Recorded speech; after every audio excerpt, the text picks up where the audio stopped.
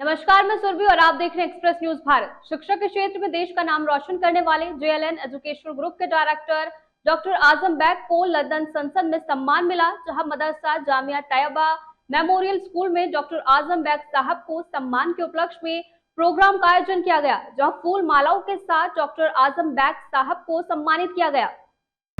मदरसा Jamia Taiba memorial school Nahari का नाका शास्त्री नगर जयपुर की जानिब से उक्त मदरसे के ग्राउंड में सम्मान समारोह का आयोजन हुआ।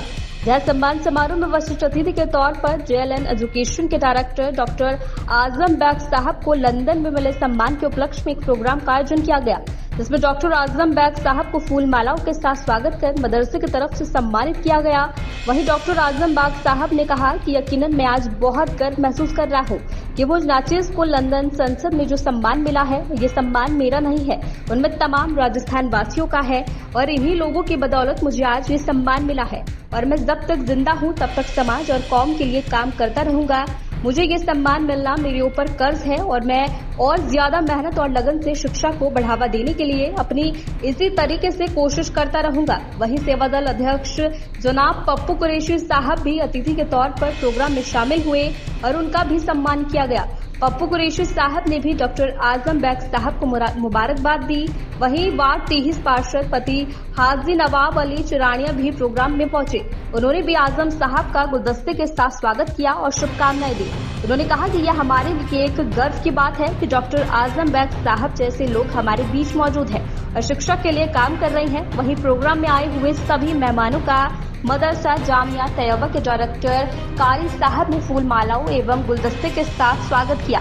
वहीं इस मौके पर Express News Bharat Rajasthan coordinator Abrar Tyagi का भी सम्मान किया गया। इस मौके पर मजहर बैग सारा इस्माइल एवं मोहल्ले के जिम्मेदार हाजी हामिद भाई हाजी व हाजी अब्दुल रहमान एवं रियाज मोहम्मद तथा मदरसा जामिया तैयबा मेमोरियल स्कूल का समस्त स्टाफ उपस्थित रहा। में आपको जो सम्मानित किया गया है उसको लेकर आप क्या कहना चाहते हैं? मैं बहुत शुक्रगुजार हूँ अपने उन तमाम अभिभावकों का, स्टूडेंट्स का, शिक्षा से जुड़े हमारे उन सहयोगियों का और समाज सेवकों का, जिनकी कोशिशों से, जिनके सहयोग से हिंदुस्तान की मुख्तलिफ़ रियासतों में और राजस्थान में बिलखुसूस तालीम के मैदान में काम करने का जो अवसर हमें मिला है, उसको लेकर के लंदन की एक संस्था WBR ने सर्वे करके मुझे इस लायक समझा कि मैं लंदन के पार्लियामेंट में, हाउस ऑफ कॉमन्स में जाकर के वो मुझे सम्मानित कर सकें।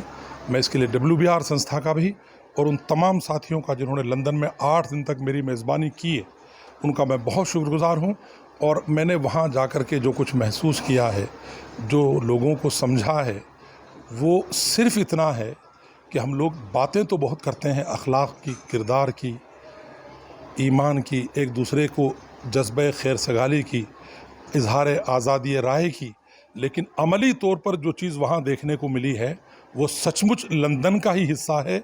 हम लोग सिर्फ बातें करते हैं और वो प्रैक्टिकली में काम करते हैं। और मुझे कैम्ब्रिज यूनिवर्सिटी में उस दरियाए टेम्स के किनारे जहाँ अल्लामा इकबाल ने बैठ कर के वज़ू करते थे सुबह के वक्त और ये जुमला कहा था हिंदुस्तानियों से कि ज़मिस्तानी हवाओं में थी गर शमशीर सी तेज़ी, न भूले हमने लंदन में भी आदाब सहर खेज़ी। जो चीज़ इंसान को आगे बढ़ाती है वो है वक्त का सही इस्तेमाल।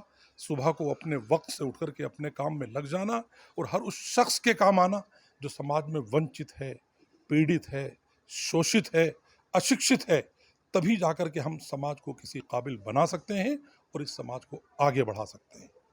साहब, आप क्या कहना चाहेंगे? आज आपने सम्मान का प्रोग्राम रखा आजम बैग साहब के सम्मान में, उसको लेकर। आज हमने मदरसा जामिया तैयबा के अंदर डॉक्टर आजम बैग साहब का सम्मान किया और डॉक्टर आजम बैग साहब को जब लंदन के अंदर वहाँ की संसद के अंदर सम्मानित हो रहे थे तो हम डॉक्टर साहब को लाइव देख रहे थे। हमारा सीना खुशी के मारे बहुत फूला जा रहा था कि आज हमारे राजस्थान के एक बहुत काबिल शख्स को बहुत बड़े मुल्क के अंदर हमारे देश के एक बंदे को सम्मान से नवाजा जा रहा। तो उसके लिए आज हमने हमारी सोसाइटी के तमाम मेंबरान से मशवरा किया तो हमारे सभी मेंबरान ने आज एक आवाज़ कहा कि बिल्कुल ज़रूरी है ऐसे शख्स को हमें बुलाना, हमारे इदारे के अंदर बुलाना और हमारे बच्चों से रूबरू कराना। तो जब हमने डॉक्टर साहब से बात करी तो डॉक्टर साहब ने हमारे इस प्रोग्राम के लिए लब्बैक कहा। तो आज हमारे मदरसे के अंदर डॉक्टर साहब तशरीफ़ लाए। हम डॉक्टर साहब का बहुत बहुत शुक्र अदा करते हैं। कारी इशाक साहब की जानिब से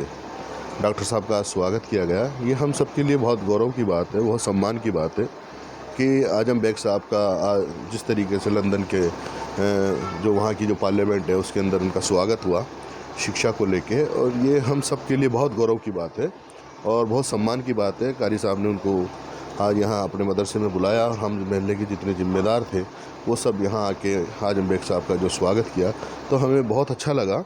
और जिस तरीके से उन्होंने अपना जो उद्बोधन दिया, जिस तरीके से उन्होंने अपनी बात को हमारे बीच में रखा, उससे हमारे जो क्षेत्र की बच्चियां हैं उसके अंदर कहीं ना कहीं जागरूकता आएगी।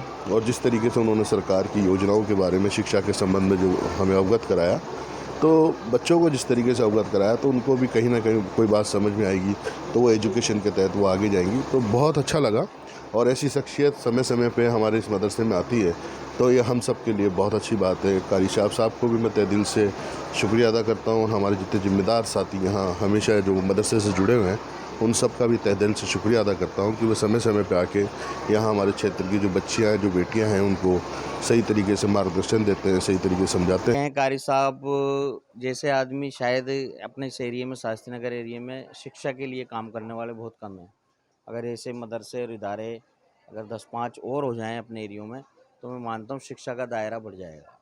कारी साहब काफ़ी सक्रिय हैं, मेहनत करते हैं और ये कम बात नहीं है। एक छोटे से मदरसे में आज 600-650 बच्चे यहाँ पे पढ़ रहे हैं। और जो डॉक्टर साहब आए, बेग साहब, उन्होंने भी शिक्षा के दायरे में काफ़ी बड़े काम किए हैं, काबिल तारीफ़ हैं। और मैं तो इतना ही कहूँगा कि हमें जो है सभी लोगों को मिलकर अपने बच्चों के लिए शिक्षा के लिए ज़्यादा फ़िक्रमंद रहना चाहिए, क्योंकि वक्त ऐसा आ चुका है और आने वाला और इससे ज़्यादा हार्ड होगा कि बिगैर शिक्षा के आदमी की ज़िंदगी अधूरी है। इसलिए हमें ज़्यादा से ज़्यादा अपने बच्चों को महल्ले में जागरूक करना चाहिए कि हम शिक्षा के जो है दायरे में ज़्यादा अपना कदम बढ़ाएं। शिक्षा को लेकर क्षेत्र के लोगों से क्या अपील करना चाहेंगे? मैं यही अपील करूँगा कि अपने जो है ना 2 रोटी की जगह 1 खा लो, लेकिन अपने बच्चों को पढ़ाओ, शिक्षा दो।